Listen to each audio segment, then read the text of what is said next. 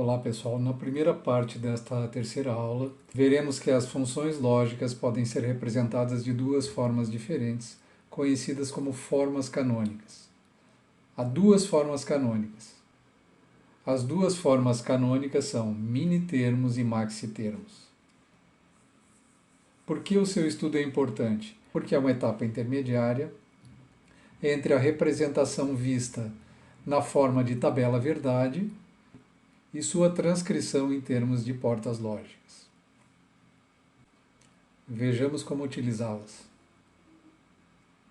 Na representação por minitermos, a função é expressa como uma função ou entre diversos termos, e cada termo deve conter todas as variáveis da função. Como estamos utilizando o símbolo da soma para o e o símbolo do produto para e, a partir deste ponto chamaremos a representação por minitermos como soma de produtos. Observem que não estamos fazendo nenhuma operação de adição ou de multiplicação, são apenas funções ou e e. Este alerta é importante porque mais tarde implementaremos somadores e multiplicadores, e a soma e a multiplicação aritmética são operações completamente diferentes. Aqui temos três exemplos de funções. As duas primeiras são funções das variáveis a, b e c, e a última tem uma variável a mais. O primeiro exemplo traz uma representação correta da soma de minitermos, uma vez que os três termos contêm as três variáveis, a, b e c. O segundo exemplo não é uma representação completa, porque no último termo falta a variável a. E novamente a terceira função é uma representação correta em minitermos, já que todos os quatro termos contêm as quatro variáveis. De forma análoga, na representação por maxitermos, a função é constituída por produto de somas, onde cada termo, novamente, é uma função ou entre todas as variáveis presentes na função. E cada termo é chamado de maxitermo. Vamos entender melhor a relação entre minitermos, maxitermos e a tabela verdade de uma função. Nesta tabela temos uma função com três variáveis, a, b e c, que proporcionam, portanto, 8 combinações possíveis, de 0, 0, 0 até 1, 1, 1. Ao lado temos 8 colunas, cada coluna representando uma dessas combinações. Assim, na coluna ABC, teremos todas as entradas como falsas, exceto a da última linha, que corresponde, de fato, à combinação A verdadeiro, B verdadeiro e C verdadeiro. Da mesma forma, preenchemos as demais colunas. Não A, não B, não C, não A, não B, C, e cada uma delas corresponde a uma porta lógica E com 3 entradas, sendo que a variável negada aparece com o sinal de negação na entrada da porta lógica e a variável que não é negada aparece sem a negação. Neste caso, temos não A com a negação, B sem a negação e C negada. Assim, temos uma tabela relacionando cada minitermo à sua combinação correspondente de entrada. Considerando uma função expressa na sua tabela verdade, como podemos obter a representação correspondente em minitermos? E, por consequência, um circuito lógico que desempenha essa função. Estendemos a tabela representando todos os minitermos em 8 colunas adicionais e identificamos minitermos presentes na função. Na primeira linha, correspondente à primeira coluna, o da segunda linha está ausente, o da terceira linha está presente na terceira coluna, da quarta Da quinta está ausente, sexta ausente, sétima ausente. Na oitava linha temos um mini termo presente. Podemos afirmar que essa função é representada pela função ou como a soma dos produtos dos minitermos M0, M2, M3 e M7. E como já sabemos, cada um desses minitermos é representado por uma porta lógica E de 3 entradas. A primeira porta lógica tem suas 3 entradas negadas, a segunda porta lógica, a primeira e a última entrada, e assim por diante. Para termos a representação completa, falta-nos apenas uma porta lógica na saída das funções E para fazer a soma dos produtos. De modo análogo à representação por minitermos, na representação por maxitermos temos cada uma das linhas representada por uma função ou. Só que nesse caso,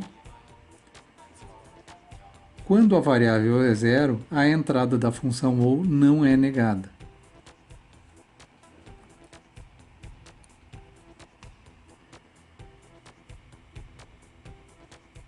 Assim, para a combinação A, B, C igual a zero, temos uma função ou entre A, B e C.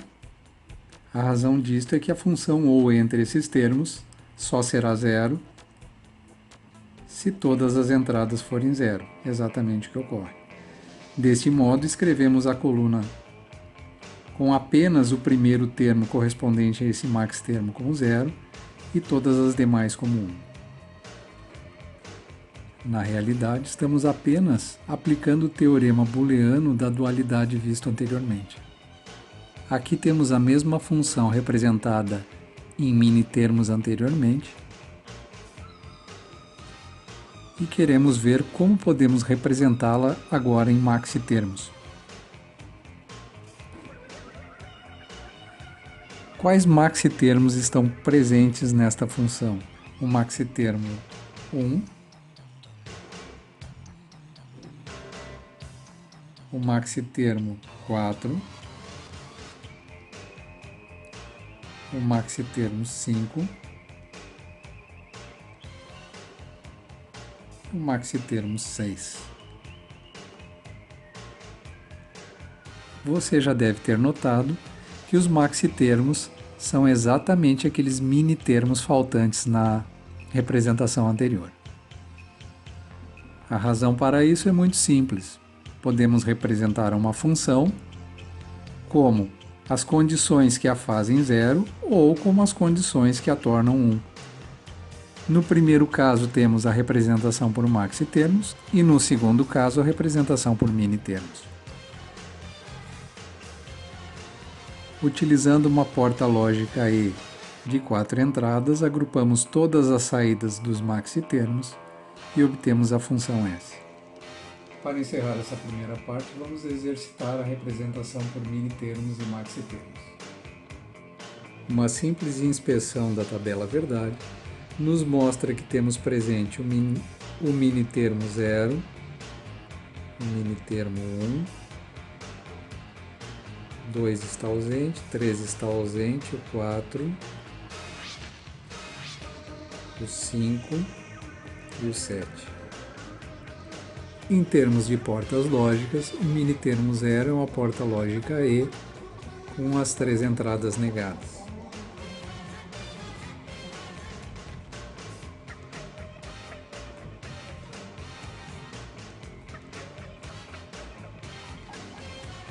Temos então as variáveis A, B e C.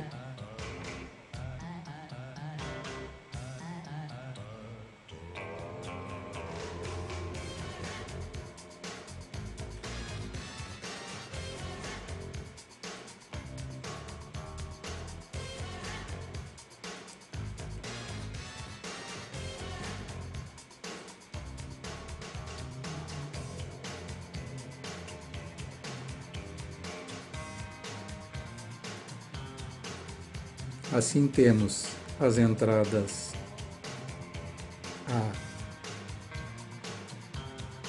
B e C, e o primeiro mini termo é representado por uma porta lógica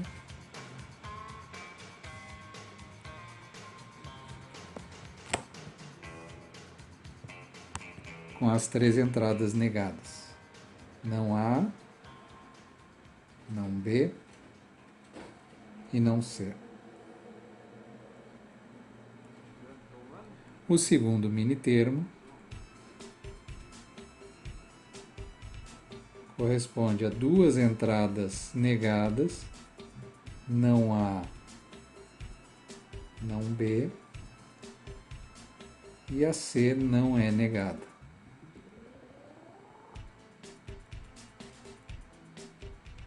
O quarto mini termo possui a entrada A sem negação,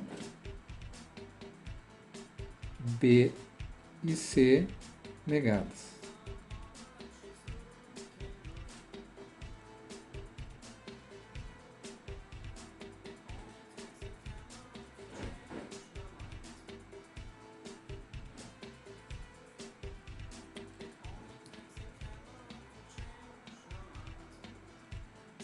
O quinto mini termo, temos A,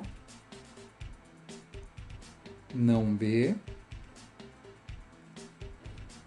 e C.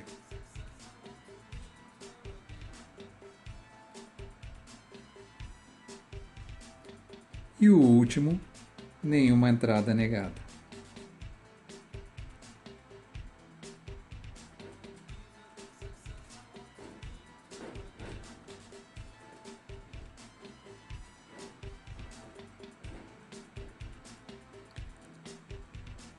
Por fim, uma função ou com todos esses mini termos. E temos a função S1.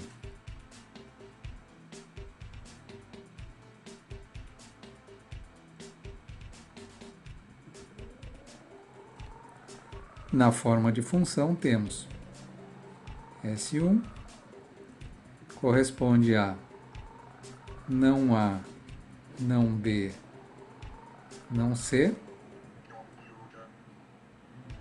mini termo 0, ou não A, não B, C, não A, não B, C, ou A, não B, não C,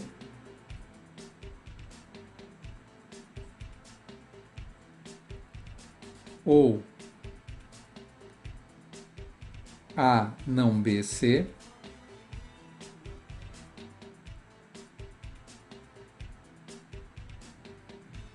e o último mini termo A, B, C. Na representação por maxitermos, temos presente os maxitermos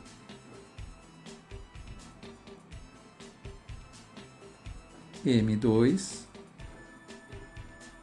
M3, 4, 5, M6 e basta.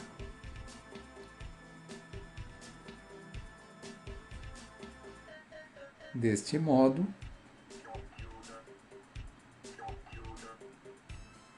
temos três portas lógicas ou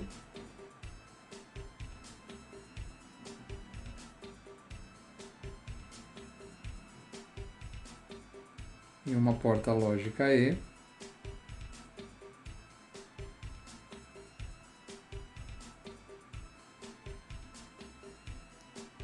e as entradas dos maxitermos são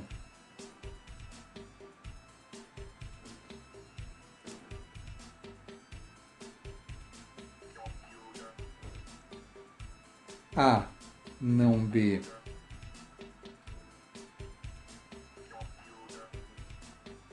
e C,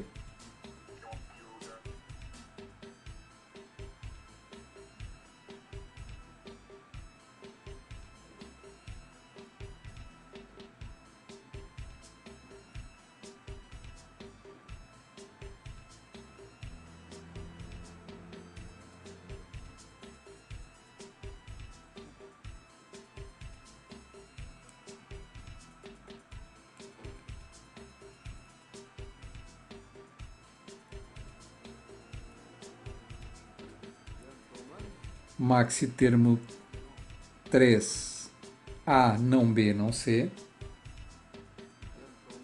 A não B não C, e o maxi termo 6, não A, não B e C. Representação em função, maxi termo 2, A ou não B ou C,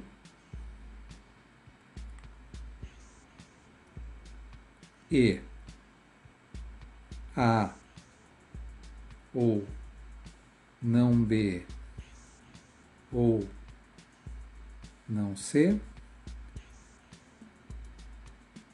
e não A ou não B ou C. De onde concluímos que a escolha entre maxi-termos e mini-termos pode resultar em circuitos maiores ou menores.